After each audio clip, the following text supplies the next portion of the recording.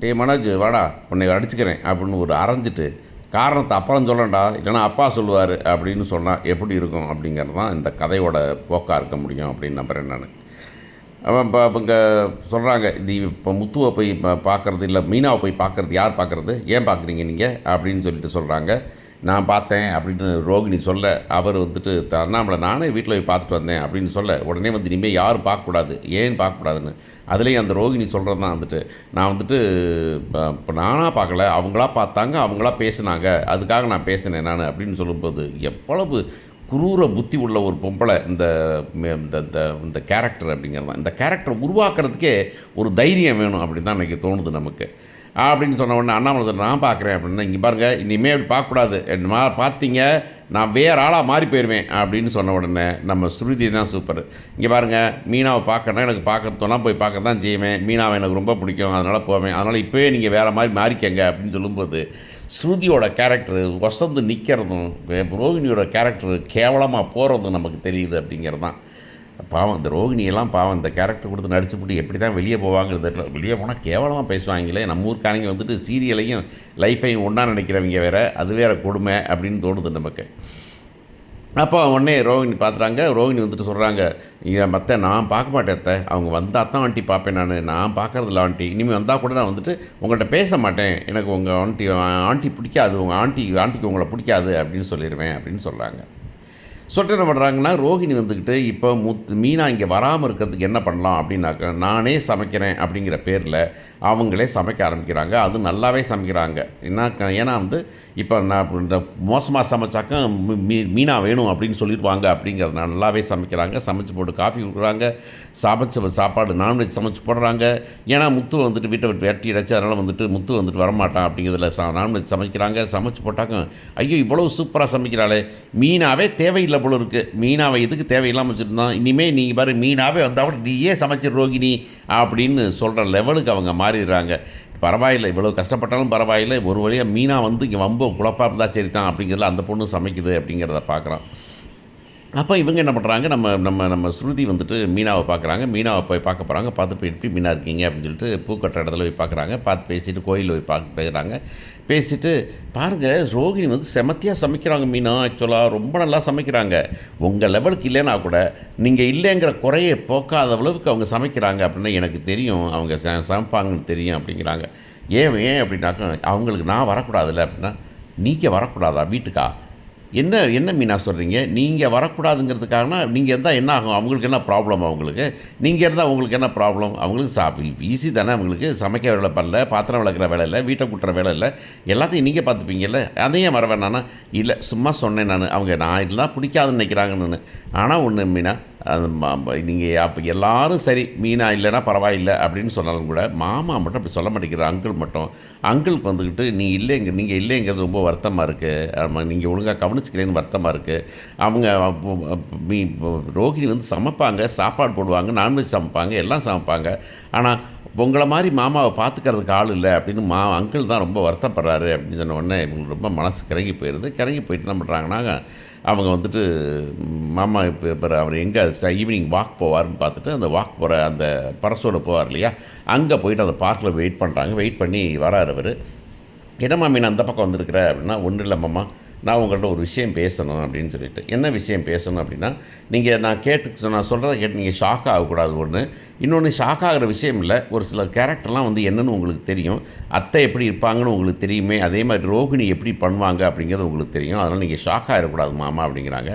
என்னம்மா பூடாமலாம் ஷாக் ஆக மாட்டேன் சொல்லுமா என்ன இது இல்லாத ஷாக்கா நீ வீட்டை விட்டு போகிறத விட ஒரு பெரிய ஷாக் எனக்கு ஒன்றும் இல்லாமா நீ சொல்லுமா நீ அப்படிங்கிறாங்க. உடனே அவங்க சொல்கிறாங்க வந்துட்டு இல்லை மாமா இது ரோகிணியை பற்றிய விஷயம் ரோகிணியை பற்றி உங்களுக்கு தெரியும் ரோகிணி வந்து தான் இருக்கிறதுக்காக என்னென்ன பண்ணுவாங்கன்னு தெரியும் உங்களுக்கு அப்படின்னு சொல்கிறார். ஆமாம்மா நானே யோசித்தேன் நான் ஒரு காஃபி போட்டால் கூட கேவலமாக போடும் அந்த பொண்ணு. ஆனால் இப்போ பார்த்தினாக்க கஷ்டப்பட்டு இதை வந்துட்டு யூடியூப்லாம் பார்த்து சமைச்சு போட்டுட்ருக்குது. அதுவும் நேரம் இல்லைங்க அப்படி தலுக்கா ட்ரெஸ்ஸாக பண்ணிட்டு போயிட்டே இருக்குது அது பாட்டில். ஆனால் இப்போ வந்துட்டு ஒழுங்காக இப்போ சமைச்சு போடுதுமா எனக்கே ஆச்சரியமாக தான் இருக்குது அப்படின்னு. ஆமாம் அதுக்கும் காரணம் இருக்குது மாமா. அதனால் அந்த ரோகிணி சொல்கிறது எல்லாத்துக்குமே ஒரு காரணம் இருக்கும் அப்படிங்கிறத நீங்கள் நம்புறீங்க தானே? நம்புறேன் தான் அப்படின்னு. உடனே நான் மாதிரியோ ஸ்ருதி மாதிரியோ இல்லை மாமா. அவங்க வந்துட்டு அவங்க வாழ்கிறதுக்காக என்ன வேணாலும் பண்ணுவாங்க அப்படிங்கிறதும் உங்களுக்கு தெரியும். எத்தனை பொய் சொல்லியிருக்காங்க, எத்தனை திருட்டு பண்ணியிருக்காங்க உங்களுக்கு தெரியும். உங்கள்கிட்டயே வந்துட்டு சத்தியம் பண்ணிவிட்டு திரும்ப வந்துட்டு பொய் சொன்னாங்கன்னு உங்களுக்கு தெரியும். ஆமாம் அப்படின்னு உடனே சரி சொல்லுமா என்னம்மா விஷயம் அப்படின்னா, இல்லை மாமா நீங்கள் நான் சொல்ல போகிற விஷயத்தை வந்து நீங்கள் ஷாக் ஆக மாட்டீங்கன்னு சொல்லுங்கள் நீங்கள். அதெல்லாம் ஒன்றும் ஷாக் ஆக மாட்டேம்மா, தெரிஞ்சது தானே அப்படின்ன உடனே அவர் சொல்கிறாரு. இந்த பொண்ணு சொல்லுது, இப்படி மாமா அந்த பொண்ணுக்கு ஏற்கனவே கல்யாணம் முடிஞ்சிருது. கல்யாணம் முடிஞ்சு குழந்தையும் இருக்குது. கல்யாணம் முடிஞ்சு குழந்தை இருக்கா? இப்போ ஆனால் புருஷன் செத்து போயிட்டார் மாமா. ஓ அப்படியா, சரி. ஆனால் அந்த குழந்தை இருக்கிறதையும் சொல்லாமல் கல்யாணம் முடிச்சிருக்காங்க. அந்த குழந்தை யாருன்னு கேட்டிங்கன்னாக்கா அந்த கிறிஷ் வரான்லாமா, கிறிஷ் தான் வந்து ரோகிணியோட குழந்தை. ஆனால் ரோகிணி மட்டும் வந்து இதை பற்றி சொல்லாமல் இருக்காங்கன்னா அப்படியே சோஃபா அதில் பார்க்கில் இருக்க பெஞ்சில் உட்காந்துட்டார், சரிஞ்சு உட்காந்துட்டார். கல்யாணம் முடித்த பொண்ணு வந்து புருஷன் இறந்து இருப்பார், கல்யாணம் முடிக்கிறது தப்பு இல்லை.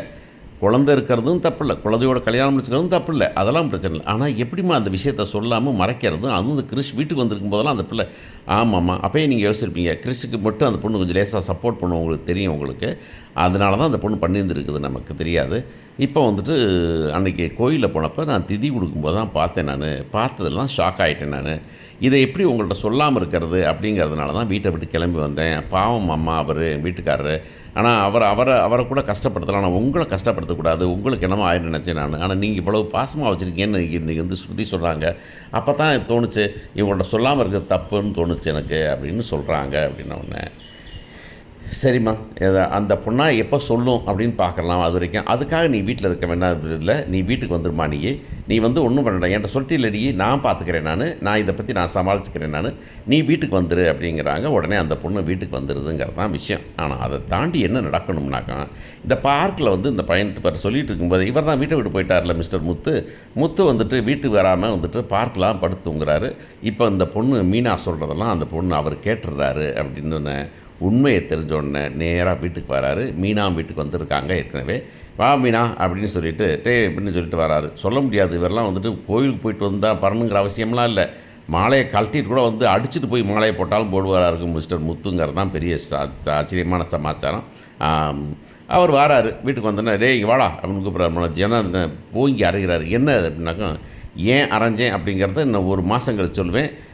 ரோகிணி நான் ஏன் அரைஞ்சேன் அப்படிங்கிறத வந்துக்கிட்டு பவுடரம்மா நீயே வேணால் சொல்லிடு, நீயே என்ன விஷயம்னு சொல்லிடு அப்படின்னு சொல்லிட்டு ஓங்கி அரைஞ்சிட்டு எது காரணம் சொல்லாமல் போகிறாரு. உடனே இந்த அம்மா கற்று, ஏடா டே எதுக்குடா பிள்ளை அடிச்சறியே, என்ன அடிச்சோன்னு அப்படின்னா, நான் ஏன் அடித்தேன் அப்படிங்கிறத அவனே இப்போ அவன் பொண்டாட்டி சொல்லும் அவன்கிட்ட, அவன் வந்து உன்கிட்ட உங்கள்கிட்ட சொல்லுவாமா, நீங்கள் அது வரைக்கும் பார்த்துக்குங்க, அடித்ததுக்கு காரணம் என்னங்கிறத நான் பின்னாடி சொல்கிறேன் அப்படின்னு சொல்லிட்டு, நீ வா மீனா அப்படின்னு சொல்லி ஒரு காஃபியை போடு, நல்ல காஃபி சாப்பிட்டு ரொம்ப நாள் ஆச்சு அப்படின்னு சொல்லிட்டு அவன் போகிறான். அப்படிங்கிறதும் உடனே என்னங்க பார்த்துக்கிட்டு இருக்கீங்க நீங்கள் அப்படின்னாக்கா, அவன் என்னமோ காரணமாக தான் அடிச்சிருக்கிறான். அப்போ வந்துட்டு தான் அந்த ரோகிணியை சொல்கிறான்னா ரோகிணியை சொல்லுவாங்களா இருக்கும், இப்போ மருமகளை சொல்லுவாளா இருக்கும், மருமகளை கேட்டுக்கடியே அப்படின்னு அவர் சொல்ல, உடனே இந்த பொண்ணு ரோகிணி வந்துட்டு ஒன்றும் இல்லை என்ன அப்படின்னு ஸ்ருதி வந்துக்கிட்டு, ஏங்க என்னத்துக்கு அடித்தாருன்னு சொல்ல மாட்டேங்கிறீங்க நீங்கள் அப்படின்னா, சரி முத்து அடித்தாருன்னா நியாயமாக தான் அடிப்பார், தப்பாக அடிச்சுக்க மாட்டார், அதனால் வந்துட்டு அவருக்கே காரணம் தெரிஞ்சிருக்குமா இருக்கும், ரோகிணி நீங்கள் தான் சொல்லுங்களேன் ரோகிணி அப்படின்னு சொல்கிறதும் ஆச்சரியமாக இருக்கும்னு நினைக்கிறேன். பார்ப்போம் போகுதுன்னு.